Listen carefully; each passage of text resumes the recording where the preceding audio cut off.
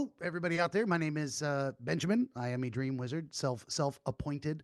Um, I have a history, 20 years working in psychology, degree that got me into the field. And a little bit ago, I decided to take a stab at doing real psychological dream interpretations on the internet and writing books about dreams and changing the career path. I'm legit. I'm the crazy guy on the internet who actually believes he is a wizard, and that has special meaning to me. I think there are other people who are wizards out there. I think it's metaphorical.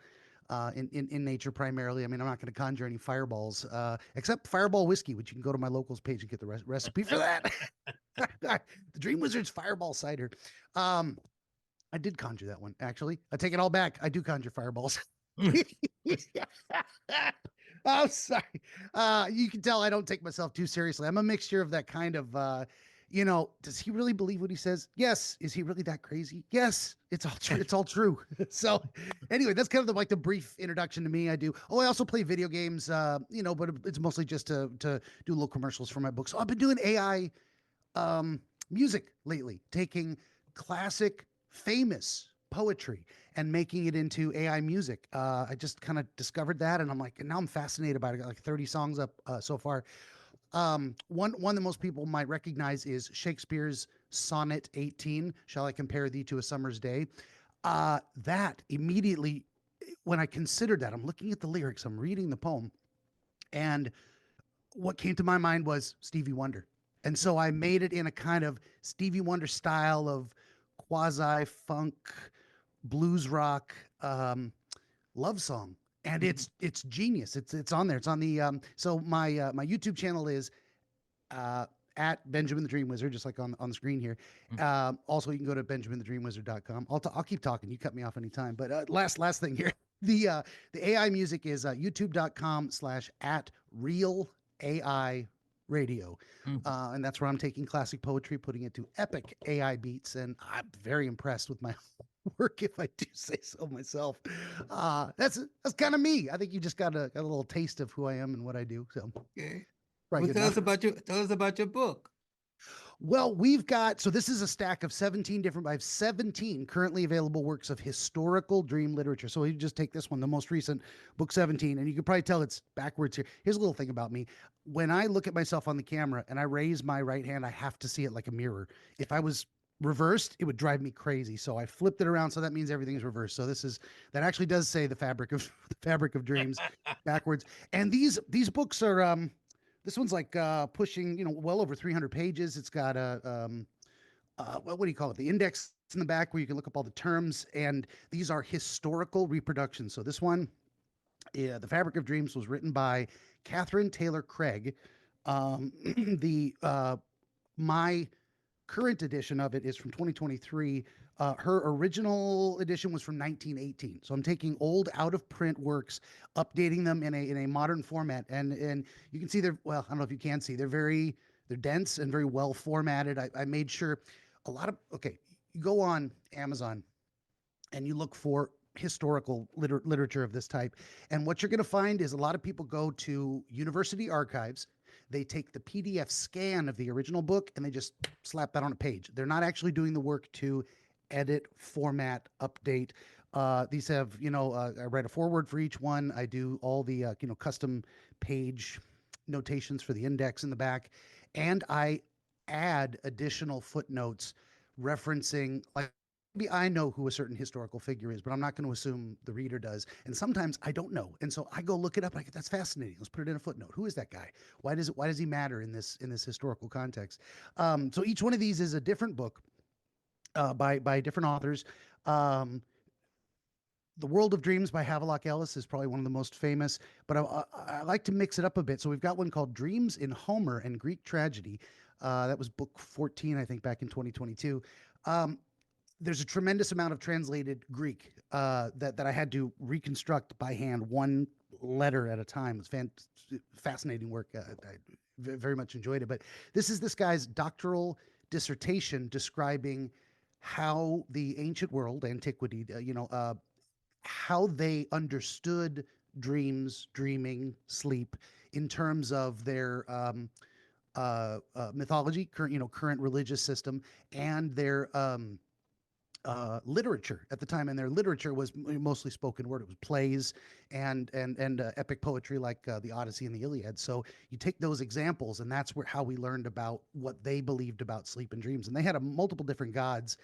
Um, I believe the chief deity was Oneros, and then under him were his children, and they brought you know good dreams or nightmares, or they represented and sleep and death were considered to be brothers. And so on the cover of this is a famous painting of the god of sleep and the god of death lying next to each other on a bed. Very so I also try to put on the cover of things, like on the cover of this one here. You can see, what is that yellow square down there? That is I'm glad I got my own books for reference. Cover art is a um it is an actual tapestry, I think, that was weaved. So this is a picture of like a carpet, like a tapestry you would hang on the wall. And it was originally titled "The Dream of Rinaldo" from 1751 by Francois Boucher. Um, so I try to throw as much dense make the books as dense as I can with rich meaning and understanding and things like that. So that's I'll ramble. You let me ramble, I'll ramble. So it's Well, so I'll stop there. you don't read. Like, for instance, if I told you I had a dream, or you know, do you read them, or I have to read your books? Oh, no, no, yeah. I actually on part of what I do on YouTube is actual dream interpretation interviews. So you would bring a dream to me, we sit down, we talk about it, and then we try and figure out what it means together using real psychology and my own intuitions of symbolism and how they might relate. And what I do is, and I don't want to make sure your audience knows and everybody knows, none of these answers are in me. I don't have that kind of psychic powers. Mm. I don't hear the voice of God. I don't talk to spirits. I'm not, oh, let me get possessed and give you a message. I'm not that guy. We're just going to talk about it and see what makes sense to you. And it's always personal. So I give an example sometimes where, if you go to a dream book, and nothing against dream books, I don't think they're accurate because it is highly unlikely the same symbol means the same thing to everybody. Now Mm. that's variable because humans are human, and we do have specific physical relationships to, say, water or food. There's categories they fit into. We can start there to suss things out. But if you go to a dream book and you look up seashells, and this is not in any dream book that I know of. I'm making it up off the top of my head. But if that says, "Oh, you're worried about money, finances," seashells means you're worried about money. Maybe. Maybe you are, maybe not. Now, maybe we start talking about it and you're like, I had a dream about seashells. Like, well, where were you? We were on the beach. We? Who's we? Me and my grandfather. Oh, I used to go collect seashells with my grandfather. Oh, I miss him. Why are you thinking about your grandfather lately? Well, he gave me some great advice. Well, what advice did he give you that might apply to what you're going through right now? And bam, we nail it down. It's like my grandfather appeared in my dream to give me a message about something he told me 20 years ago, and it's going to help me get through a current struggle. And we got an answer, and we did it together. And it's none of that is in me, it's in you. People just invite me into their head to stand behind their shoulder with a flashlight looking around going, hey, do you see what I see over there? What if we look at it from this angle? That's it. That's the magic. No, and I think it is magic, though. I think that's really what magic is, when two people come together and we can create a common understanding out of something that was a complete mystery. How does that happen? I don't know. But we just do it and it works. I'm blown away constantly. I love that feeling. I get a zing myself too when someone goes, "Dude, I get it now," and I'm like, "I know, right? Isn't that the best?" Well, I have a mystery for you. Sure, sure. I've been having deja vus, Mm. dreams of the same deja vus, and what's the other thing? Yeah, mainly deja vus. I'm a massage therapist, and I Mm. travel, and I was in Richmond City in Virginia, and all of a sudden, this neighborhood, I had this intense feeling that I've been there before. I'm from New York, so I've never been to, Mm.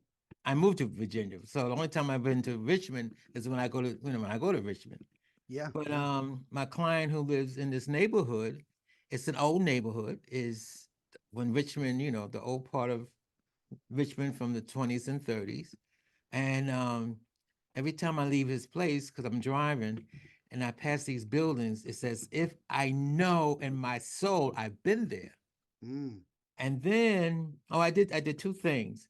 One thing is I had dreams. Sometimes I have dreams about being somewhere in the 30s. And this is when I first moved down here. Mm. So what I did was I went to what do you call those people? Past life. Yeah, yeah. I went to one of those people and they said to me, it was very interesting. Uh, he said to me, oh, he taped all this, by the way. He put me, Sure. under hypnosis and Yeah, yeah. taping this. And then he said, and I was explaining to him um, what happened in one of my past lives. And because he said to me when before he put me under, he said, I think you came back to Richmond. That's because he didn't know me, but Mm. he thought I came back to Richmond where my family lives. I came back to die. Ah. So, to make a long story short, after the hypnosis and everything, I was crying because my past life is here I guess in Richmond. Um I was married and my wife hated me. She hated me Huh. so bad she killed my our unborn child. Oh. So that was before went to Richmond. That was when I was my family is from Virginia, so I live in most likely near Williamsburg. Mm. So when I got a client in Richmond, then I started having these deja vus, and then I started having these dreams, Yeah. and then I came upon your. Interesting time. Carl Jung might say that synchronicity. It's like you've had all these experiences, and then only after that, temporarily, do you become aware of me, and you're like, maybe I got to talk to this guy. Yeah. Uh, well, I'm. There's a lot in there, and what I do with my practice, shall we say, is I try to separate out two things to which I give equal respect, but that I don't have equal ability in. Mhm. So there's two sides to dreams. There's the purely clinical, psychological, biological. We have this experience. It takes place in the brain. It relates to our conscious thoughts and unconscious experiences and whatnot. And then there's the other side of it, which is what I lovingly call is the spooky woo. And that side I don't understand well enough to make predictions or Mhm. draw distinctions. So that's why I try to stay in my lane on the psychological side of things.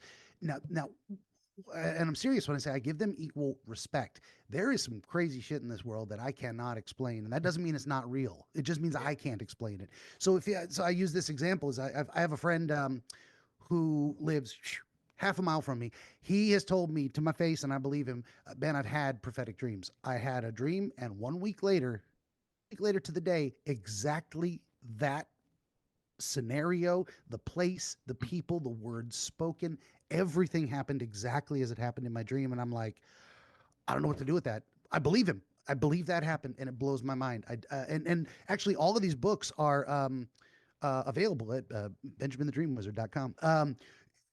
Are full of stories of people reporting events like that, psychic phenomenon, people who had prophetic dreams, say about the Titanic sinking. Mhm. And one guy who was like, his wife begged him and begged him not to go on the journey. And, just God love her. She's probably, out of her mind, but just to make her happy so she won't worry.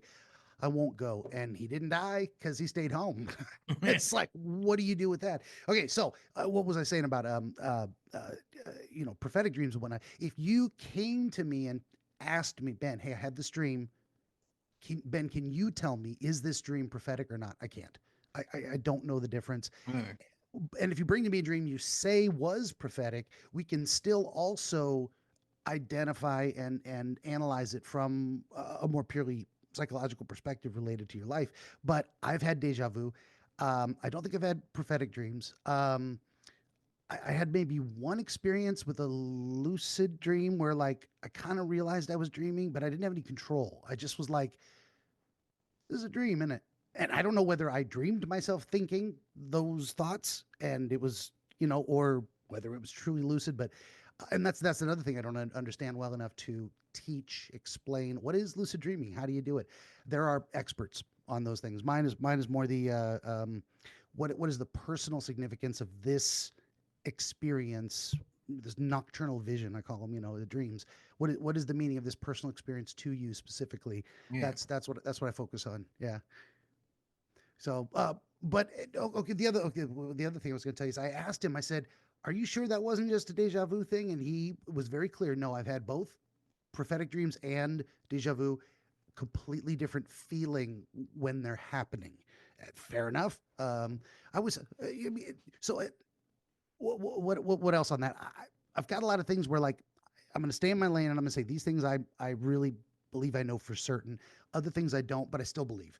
Uh, for the longest time in my life, I've thought deja vu was kind of a signal that I was in the right place at the right time. Mm-hmm. I don't know where or how I came to that conclusion, but that always felt right to me. Um, I don't know. It's a perspective. I can't prove it. What do you think about the between the what the past life Oh person yeah. claimed they got out of me because I was Hmm. under hypnosis? I mean, Sure. and getting back to the deja vu and the dream, I was having these dreams. I did have a dream that I was about the same area. It was Hmm. just I'm just there, with nothing much going on in the dream. And I think that's where the deja vu came in, because then when I had a deja vu, I said, wait a minute, I've been here before. And then I thought about, well, didn't I dream about this before?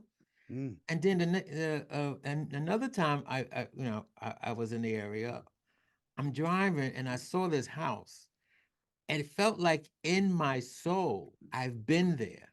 Mm. I was there. And I know, and I said, I've Yeah. never been to this part of the town. It's like, I mean, what do you do with that?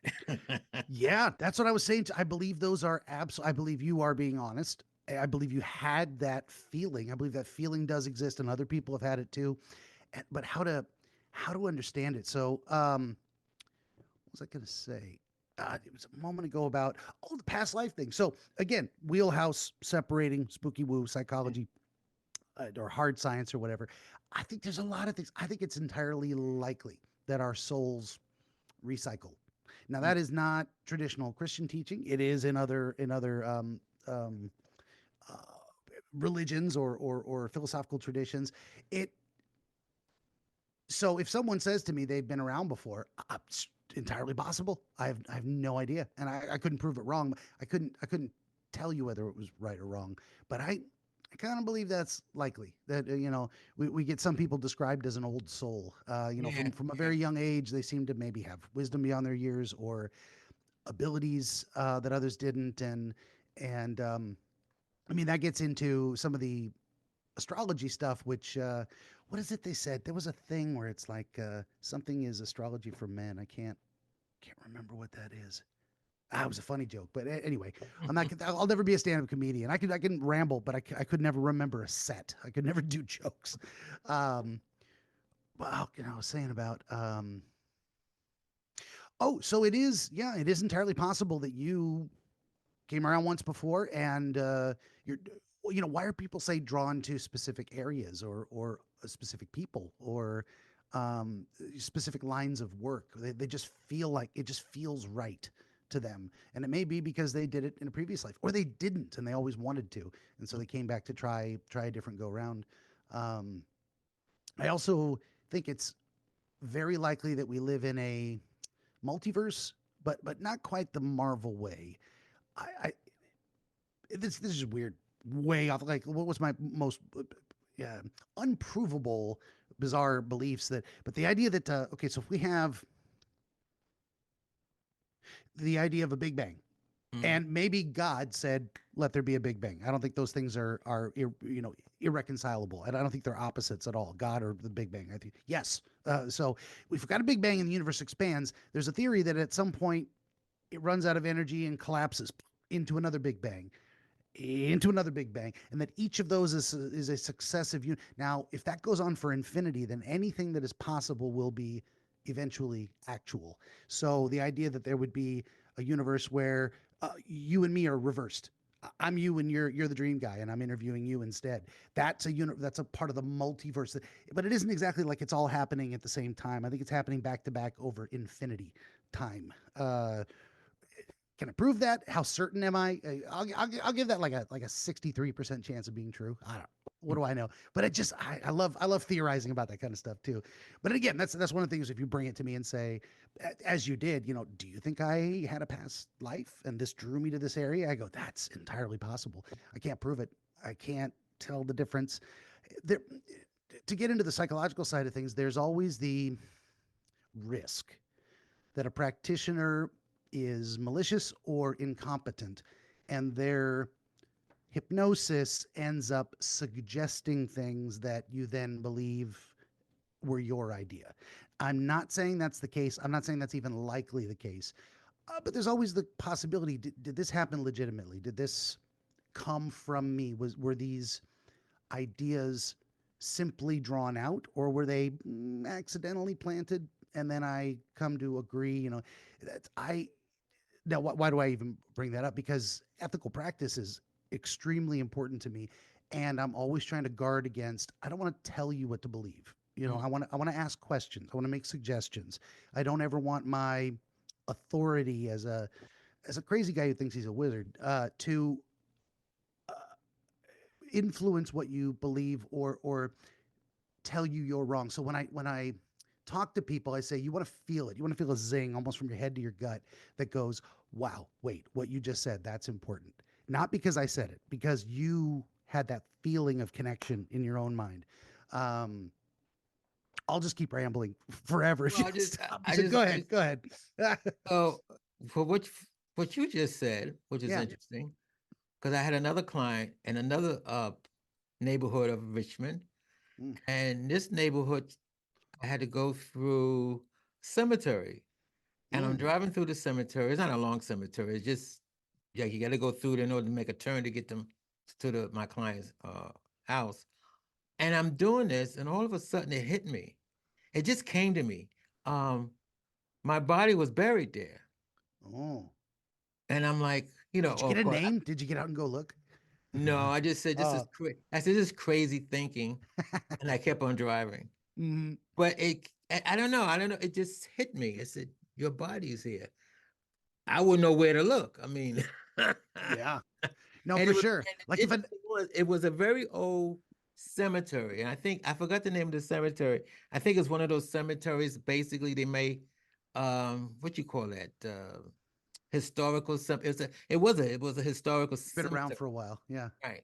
And I'm like, well, and that was it. And I kept on going. Yeah. But sometimes I don't like the name of my show, the crazy things is in my head. Yeah. Crazy things in my head. And I try to say, calm down. Let's look at Hmm. this realistically here. For sure. That's why I'm willing to, I call myself a credulous skeptic. I am willing to believe anything. There's nothing off the table as far as what could be true. My bar for proof is pretty high on most things. Now, when it doesn't matter, I'll speculate on all kinds of things and go, yeah, that's entirely possible. But if I am asked to perform, say, in a specific capacity, to give you the best possible answers for you, for your dream experience, that kind of, we're doing a an interpretation session, then I get real tight on my limits and my ethics. That's one reason too. Like we were talking before we started, I'm like, do you just go live or do you record? You say you record. Me too. So what can people expect when they contact me or whatever? Number one, I'll talk to anybody. If you are human and you have a dream and we can communicate in English, I will talk to you. You don't have to be anybody famous. Actually, I haven't had an interpretation. I've had several scheduled and people had to cancel. Oh, and also I wanted to apologize to you. Like I didn't get your updated message like a week or two ago on Podmatch, and I flaked it. I just didn't know. I had no idea that we had. I was waiting for you to schedule, and it turns out the Calendly doesn't link automatically when I'm the guest. So I apologize for that. Anyway, I wanted to say that to your face. I apologize. But okay, so I'll talk. Number one, I'll talk to anybody. Number two, I always record. I do not go live. I go live on my video game streams, but that's just messing around. When I'm doing these, I treat them very very seriously. Um, I don't want to know anything about the dream until we talk. I don't want to let my thoughts and speculation take over and come to conclusions, I want to do it together. I want to hear what you say. We're going to talk about it. We're not going to give me any time to think of my own thoughts. We're just going to go live. No, it's not, like I said, not live, it's recorded. Um, and the reason for that is extremely high ethical standards. Number one, there's two things I won't talk about. If you are having dreams, nightmares, perhaps about past sexual assault or being abused as a child, I will decline politely. I want you to take that to a professional. I don't want to do this. We're not going to air your dirty laundry, and I don't want to take the risk of doing it wrong in a extremely short format. It can do too much damage. So I actually decline. I've had to turn one person down for that reason. Like, I'm sorry, I just can't talk about that with you. I think you should see. So, and then we talked about how to how to get in touch with professional resources. Um, but the reason, okay, that was number one. Number two, the reason I record is that I do not and will not and have never released an episode without permission given after we're done recording, because sometimes things are too personal and you didn't know who's going to go there. And now, luckily, I've never had anyone refuse. It's been a comfortable enough discussion. What I have offered is, how do you feel about it if I cut out that 30 seconds where you talked about that thing that I think might be embarrassing to you? And they're like, oh, I don't even remember I said that. I'm like, yeah, I got you. I'm looking out for you. So are you comfortable with releasing the episode if I cut out that information? They're like, oh yeah, that's perfect.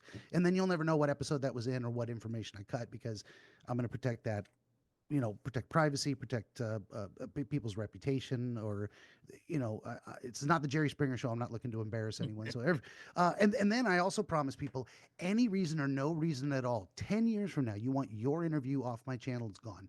No questions asked. And I actually got put to the test a couple years back. One of my guests said, I just, I would like, as you promised, I am requesting you take down the episode, and I did. I believe I know why, but I never asked. I just took it down. Mm. And there you go. It doesn't matter. It doesn't matter why. Doesn't There's no like good reason and bad reason. It is your product. Oh, and these last thing that I'm going to throw back to you.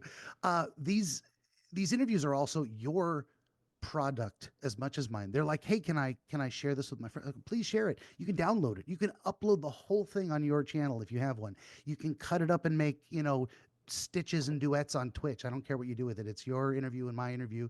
It's just up on my channel, and maybe someday I'll get monetized. I'm not even monetized on YouTube, so I don't worry about that. I'm mostly hawking the books and and whatnot, so I don't worry about that too much. But yeah, really, if you're going to do this, you got to have really high ethical standards about how you conduct that practice. So I try to hold myself to that. So, I mean, you could use your psychology to tell me that I'm crazy about Mm. what I I just could, told you. I could, but I don't believe it. And you know, it's interesting. So I call myself a crazy guy who thinks he's a wizard, and that's because it's funny. I have a very tongue-in-cheek, I don't take myself too seriously type of thing. But I also feel like broadening out that world, that word. There's Everybody believes something is a little crazy. And what do you mean by that? They can't prove it. It sounds strange to other people. Whatever. I don't consider. We for the longest time we had in the mental health area, there was this. Oh, you can't say crazy. You can't call people crazy. Well, now, number one, I don't do it because it's offensive. I don't refrain from using that. I said because it's not accurate. I mean, the Greek, and this is great too. The Greek word for crazy was akrasia or acrasia, and krasia is like control, roughly. Acrasia, out of control. So you think of an apple cart rolling down, rolling down a steep hill in a city. That apple cart is akrasia. It is uncontrolled motion. It's going to go where it's going to go. And again, it has no brakes and it has no one steering. So that's what crazy is. It's like it's kind of a pure state of chaos or unpredictability. Um, but then there's the common pejorative or colloquial understanding of well, it means someone is out of their mind. It means someone is not in control of their Yeah, thoughts and, yeah. and stuff like that. And most people aren't, even folks with mental health issues aren't necessarily crazy in that way, because a lot of folks, they can identify thoughts of like, yeah, I know that sounds crazy, but I think it's true anyway. Now, I just said that shit about the multiverse and uh, reincarnation. I can't prove any of that. I mean, that's crazy talk. But fair enough. It's crazy talk, and it is what it is. Most people have some symptoms ish of a mental illness, but it's a matter of degree. You know, it's like the difference between being sad and sad for a reason. Your spouse or child or parent died. Your dog died. You're sad. There's a good reason. Depression is like sad for no reason. So it's like when things are out of whack, out of balance. The idea of say paranoia. It's like, well, there's a joke. Just because you're paranoid doesn't mean they're not out to get you. But paranoia is it's just a natural fear response to threatening stimuli Mhm. that's out of proportion to the real danger in the immediate environment. So if you feel threatened where there's no danger, that's what we call paranoia. Doesn't mean there's anything wrong with feeling threatened. Actually, we need that. It's an evolutionary Mm. adaptation. Without fear, we'd be everyone. Every human without fear died a long time ago because they didn't run from the tiger in the bushes. Like, oh, here, kitty, kitty. No, don't eat me. Not like that. Anyway, I'll stop. I'll stop. We're just, So, so mm. if someone wants to have you read their dreams, they go on your website, right? They can, yeah. Just swallowed that wrong. Excuse me. Uh, yeah, so they can go to benjaminthedreamwizard.com and there's a contact page. You can reach out to me across dozens of social medias. I'm on X at Wizard Benjamin, so it's usually at Benjamin the Dream Wizard or at Wizard Benjamin. Mhm. And I kind of like that. I've never really talked about why that form. There was a book I read a while back called The Sword of Truth by Terry Goodkind. I'm in Portland, Oregon, so he's a Pacific Northwest author. Mm. Great series of books set in the high fantasy realm, very creative twists to how he solves issues, and a very gritty, dark, disturbing, often world he sets it in. Not exactly Tolkien, but anyway, his his conception of wizards was that it was a title that you aspired to and it was granted credentially, so it's almost like saying, I'm a doctor in a way, but there's no credentialing for wizards, so I can call myself a wizard. Again, there's no professional organization to come after me. God help me that there never is. that would be that would be funny though. If so, I consider so as a wizard Benjamin, or if you were to see, Dr. Davidson, if that's what you were to say. But I like using first names. So this guy was, the wizard in the book was Wizard Zedicus Zul Zorander, and they called him Wizard Zorander. And I always thought Wizard Benjamin. That has a ring to it. I like that. So, anyway, this was all about contacting me. My brain. Oh, you're kind of getting an idea of how I do the dream interpretations. When I say crazy too, I mean I'm not even in control of my own thoughts sometimes. In that way, there's an explosion of ideas that comes when people mention specific things. And if this was us doing a dream interpretation, I would be that explosion of ideas would come surrounding the imagery you describe, and I'm trying to see through your eyes. Then I start asking questions. Here I'm making pronouncements. I'm telling you what I think based on these explosion of thoughts. Mhm. But usually for the dreams, it's like, okay, I just had all these thoughts. Let me tell you about what that made me think, and then you tell me if any of those feels like we're pulling on the right thread.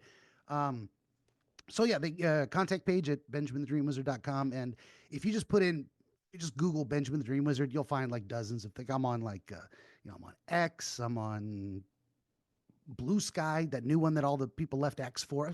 I'll go over there too. Why not? Um, I'm on Facebook. I can't think of a single one. Never mind. I'm all over the place. Just yeah, just Google me. Google my name, Benjamin the Dream Wizard.